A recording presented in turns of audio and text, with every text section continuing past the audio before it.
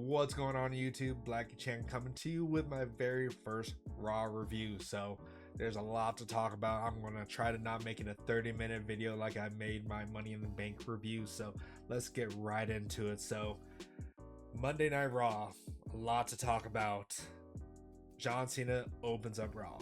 So he comes down with his normal entrance and then he starts going off about R-Truth, aka Ron Killings, saying that he's a gimmick character that we should not have basically hijacked WWE, asking for R-Truth, and he's basically just talking down how he's stealing his act, that he's trying to do everything that he can to be like John Cena. So basically just going off on R-Truth the whole time. And then right once he's really getting to the top of it, CM Punk interrupts him and coming down, and he basically tells John to shut up while he's talking, and basically just going over how he's losing a lot of respect for John based off him selling out to The Rock, and at the Elimination Chamber when Seth Rollins gave him the curb stomp, and then John Cena didn't take any time to just go ahead and steal the match from him. And CM Punk was remembering the last things that he heard from John Cena, which was saying that I'm sorry. And that was kind of the thing that he was hanging on, that John Cena has been taking the easy way out, kissing The Rock's ass, and CM Punk also mentioned that he's not doing this for TKO, he's doing this for the fans. He's trying to save wrestling, WWE, for the fans, and this is not about the billionaires that are back there. So it was a really great promo by CM Punk, and it got us really ready for when CM Punk challenges John Cena. But John Cena actually he was hinting that he was like, maybe we'll do the match tonight, but it turned out he was just, of course, giving the swerve to the fans, and he challenged CM Punk at Night of Champions, which is in Saudi Arabia, if I'm mistaken. Let me know in the comments.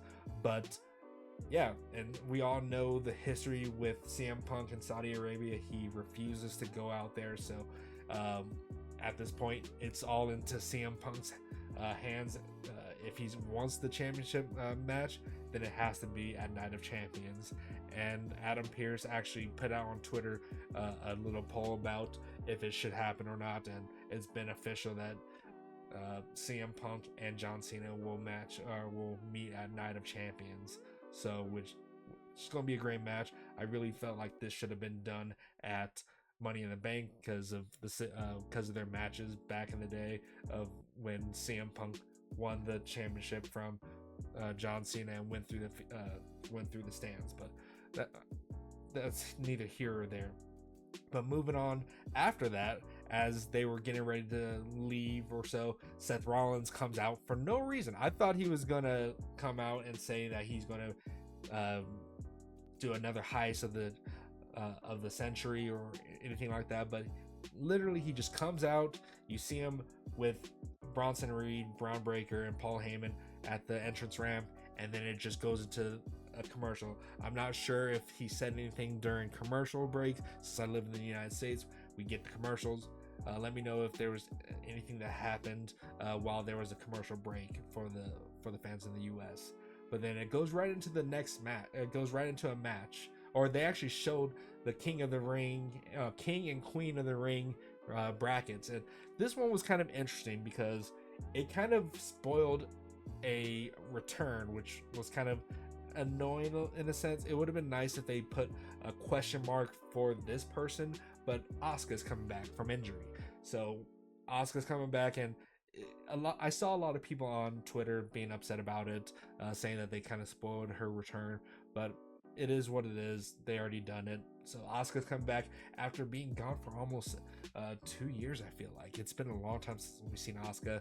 And then, but for the men's Money in the Bank, or King of the Ring, there's an actual question mark. Who's it going to be? I've seen a lot of speculations. A lot of people want it to be Mr. Iguana.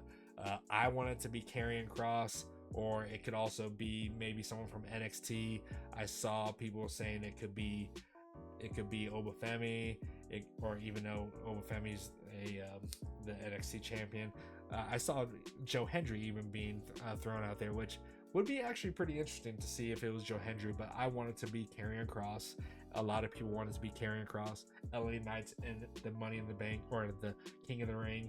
I'm probably going to get that mixed up multiple times, but the King and Queen of the Ring is stacked with a lot of main event talent, and we do get some of the matches, the first rounds in this in Smack or Raw tonight. So it was some really good matches, and right after they showed the brackets, they do there's a one-on-one match with Gable and AJ Styles, and it was a great match. And of course, they always go back to how Chad Gable and El Grande Americano, they're different people, and of course Chad can't win, but Grande Americano can win. So that was the situation.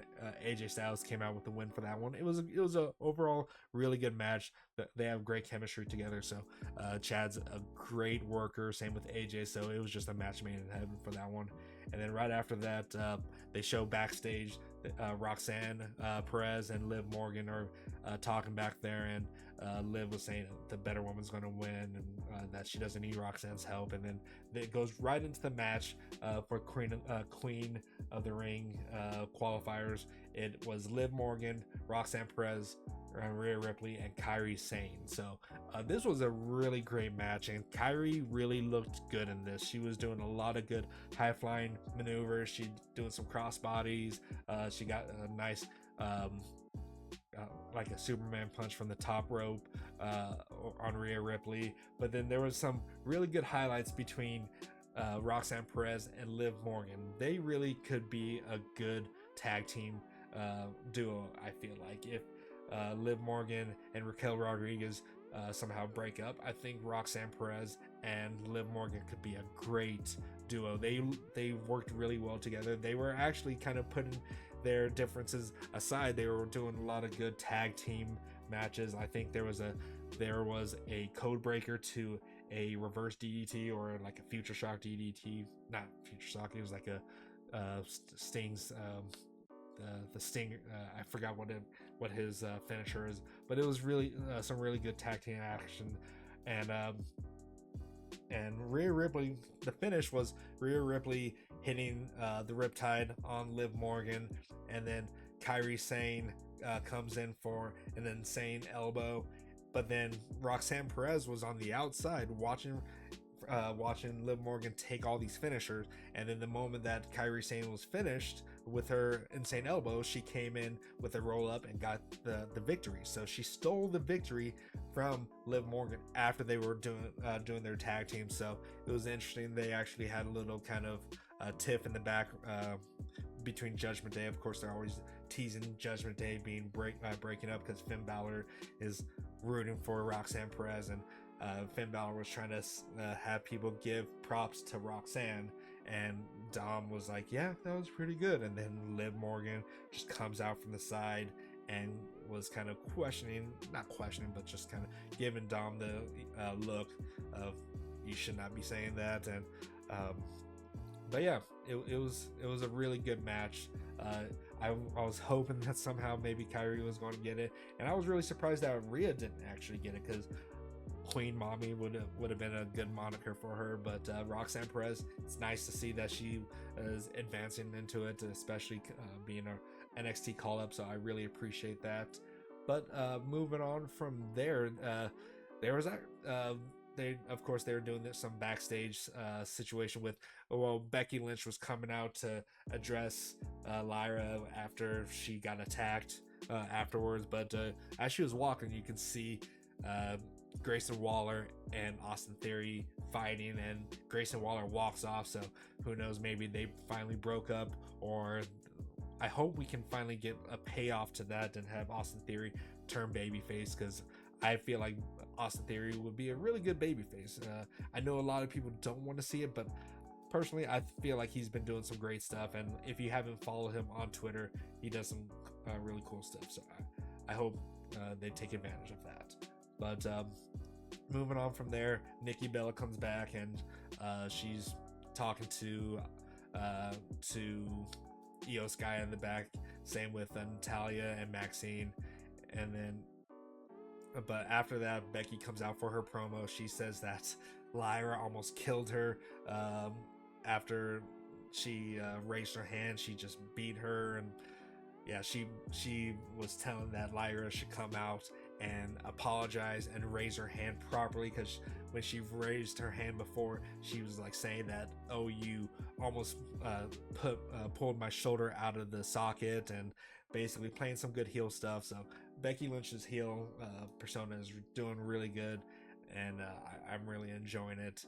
And Lyra does come out, and she's about to kind of square off with Becky, but then a return that everyone was thinking that was going to happen at Money in the Bank, Bayley shows up. Great to see Bayley. Awesome to see her. I'm sure they're going to have a program with Bayley and Becky going for the IC belt, and I'm really excited for that. And Bayley's looking good, so I'm glad that Bayley came out. But like, it was kind of very short-lived when we got her return, because literally right after that, Michael Cole was talking about how it's great to see Bayley back, and then the man in a black hoodie comes out, and you know who that was last time? It was R-Truth, aka Ron Killings. He's going by Ron Killings now. That's what the rumor, or what everyone is saying, that his deal for coming back to the WWE is to go by Ron Killings, so he can use that outside of the WWE once his contract officially ends the proper way, when he gets an actual good send-off. So Ron Killings come out, he gives a really great promo about how the WWE universe brought him back, and that we weren't being silenced. It was a really great promo. If you have the chance, definitely take a look at that. I honestly think it was the promo of the year. It was very heartfelt, and a lot of people can relate to it, and it was just really great. And he does a crazy thing saying that that the truth set him free, our truth set him free, and then he takes scissors and cuts off his braids, his signature braids, whatever, and he's now Ron Killings. And I think this is really great direction for him. He was saying that our truth is really funny, lighthearted, and he's too forgiving, and he's right. John Cena, his hero, turned on him, and he wants to be taken more seriously, and it was definitely a great promo. So I really highly recommend to go watch that. And then after that, moving on from a really great promo, is the men's qualifier for the ring Night of Champions. It was Sami Zayn, Penta, Dom, and Braun Breaker. So this was a very star-studded match. So this was really great. There was a lot of great sequences for this. Penta really looked good for this. Right off the bat, Dom grows out to the outside of the ring, and Penta just does a suicide dive right over the top of the ropes, and it was really great. And it was just overall really well well choreographed for this. And Braun Breaker destroyed Penta on the outside, and same with Dom. Dom was looking really good too. So I could have saw anyone really winning this one. It really could have gone either way for this. But after Braun Breaker hit Penta with a spear, which taken him out of the match, and then I don't know, I forgot what happened to Dom, but out of nowhere, LA Knight, comes out from the crowd or under the ring and hits Braun Breaker with a BFT, and then throws him back into the ring.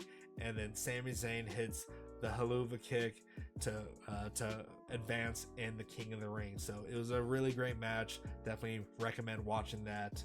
And surprisingly, after that, Mr. Iguana got a video package, and everyone is loving Mr. Iguana. They're gonna take every chance they can get to show Mr. Iguana, because at Worlds Collide and at Money in the Bank, he got huge pops. He's a very unique character. He's definitely something that you don't really see that often, And I really want to see him in NXT, and then Santino Marella come out with the Cobra alongside Mr. Iguana and his Iguana. That would be a great moment to see in NXT. So Shawn Michaels, make that happen, please. That would be a really great thing to see. And then we got the official notice that CM Punk and John Cena is going to be confirmed for Night of Champions. And then coming up to the main event is Jey Uso versus Gunther for the World Heavyweight Championship. So for this here, it was a good match. It was kind of reminiscent of the same of the match that they had when Jay won it at WrestleMania. They were kind of going back and forth with their finishers, and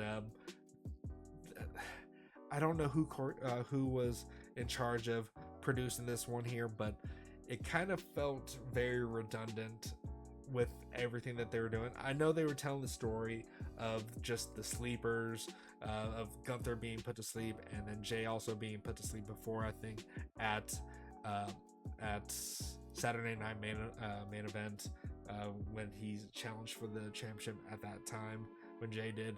But it was just a lot of reversals to a rear naked choke or a sleeper hold. So I might try to go back and see how many times that there was a sleeper attempted on this, because there was a lot. And but yeah, before the match actually started though, Jay came out with his son Jace and came out through the crowd, and you can kind of see in his face that something wasn't right. So it was kind of, the writing was on the wall, and there was a lot of speculation what was going to happen at the end of this. But so Jay hits the spear, hits the Uso splash, Gunther kicks out, and then there was a lot of reversals. Jay got hit with the powerbomb, he kicked out, and then this is when they started to do the party or the barrages of sleepers. Jay just kind of got put into the sleeper for what felt like forever. He was almost out. He counters it, gets Gunther into a sleeper, and then one last time Gunther gets him into a sleeper. I was kind of shocked that they had Jay just go to sleep at this point. So Gunther is the new World Heavyweight Champion, and I was fully expected to see Jey Uso pull it off. And a lot of the conspiracy theories was that Seth Rollins was going to come out and try to cash it in, and he either would be successful or maybe Roman Reigns, because now CM Punk is already going for John Cena at this point. So I thought maybe Roman Reigns would come out and kind of interrupt it and kind of prevent him from cashing in. Maybe he wouldn't fully cash it in and just like kind of hint towards cashing it in, and Roman Reigns kind of stops it, and so Jay would continue to be champion. But no, Jay lost clean. No shenanigans going on, no interruption from Seth Rollins or anyone from his faction. And the show goes off the air with Gunther being the champion. No Money in the Bank cash in kind of hinted or anything. So yeah, that's how Jey Uso's reign ends, is after WrestleMania. Let's see, so he had a 2-month reign, less than 2 months, because WrestleMania was the 18th, 19th. So he didn't have even a 2-month reign, and he defended it against Logan Paul and Gunther, and who else? Is that it? Yeah, he didn't really have much of a reign. So I don't know what Triple H was thinking with having it. Like, they clearly felt like he should have the opportunity to have the title by winning the Royal Rumble, and then you just instantly have him lose the belt 2 months into his reign. It makes no sense. And I kind of tweeted out there that this was kind of punishment from to the fans from Triple H, that we hijacked creative and had Ron Killings brought back. So I'm not sure what's going on with this, and it's disappointing at this point, and I don't know, because it's gonna is this gonna be is it gonna be so it's gonna be Gunther versus John Cena at Night of Champions? No, it's not, because Gunther and CM Punk. So what is Gunther going to be doing at Night of Champions? And that makes no sense, because last year I think it was no, wait, so King of the Ring. Okay, yeah, sorry, I was getting those mixed up. So Night of Champions is going to be it's going to be, actually, I don't get that then, because I think last year it was Cody Rhodes and Gunther at Night of Champions to have the championship belt. Correct me if I'm wrong in the comments. I'm pretty sure I'm probably wrong, so you guys can roast me in the comments down below. But other than that, it was a really good Raw all the way up until the very end, and I just don't get it. I don't get that ending for Jey Uso's reign. Like, they trusted him to kind of take out Gunther and his title reign. It just makes no sense to have it end that abrupt. I was thinking it would have been Seth Rollins to be able to dethrone him because of the cash in, but not just like a clean Monday Night Raw belt switch. But it also is kind of, actually, sorry, I think I do know what's going to happen with Gunther at Night of Champions. It's going to be him versus Goldberg, because there's that Goldberg is getting his retirement match, and the speculation was Goldberg versus Gunther, because they've set that up like last year when Goldberg was made a cameo with the fans. So it's interesting. So I just don't get it. And there is one thing that I want to kind of mention about the situation with Seth Rollins and his faction. When you saw Braun Breaker in the qualifier, you can see on his tights it says the future, and no one really has heard, we haven't heard a name of his faction, and it's basically I think it could be the future, because it was on his tights. If you look at it look at Braun Breaker's back on his attire, it says the future. So I think that's what it could be, and that's what Seth Rollins has been talking about, the future of the company and the vision of the company. So I think it's going to be called the future. Let me know in the comments down below what you think their faction is called, and also let me know in the comments down below what you think of the abrupt end of Jey Uso's reign as champion, or just let me know what your thoughts about this Raw altogether. So I'm going to give it a grade from F to A+, and I want to give this a B+. I would have given it an A if there was a more of a surprise ending that kind of made sense, but this just didn't make sense. So B+ or just a B. It really all depends. Like, you'll see a graphic on the screen of what I decide to give it, but I don't know. It was just a very lackluster way to end Raw, and I'm very disappointed in it. And I would like to know what you all think about this. So let me know in the comments down below. Go ahead and like, subscribe, and share the video if you liked it. Let me know. And yeah, until next time, BlackieChan out.